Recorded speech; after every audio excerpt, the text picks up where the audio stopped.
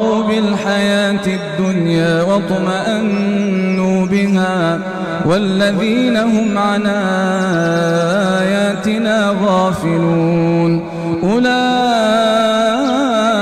مأواهم النار بما كانوا يكسبون. إن الذين آمنوا وعملوا الصالحات يهديهم ربهم بإيمانهم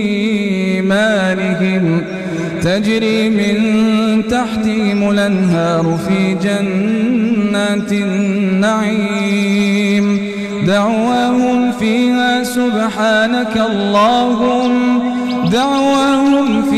سبحانك اللهم وتحيتهم فيها سلام وآخر دعواهم أن الحمد لله رب العالمين.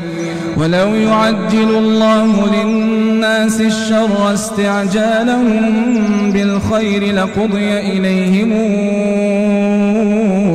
أجلهم فنذر الذين لا يرجون لقاءنا في طغيانهم يعمهون.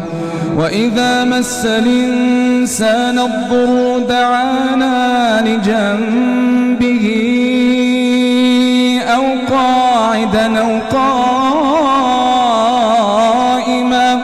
فلما كشفنا عنه ضره مر كأن لم يدعنا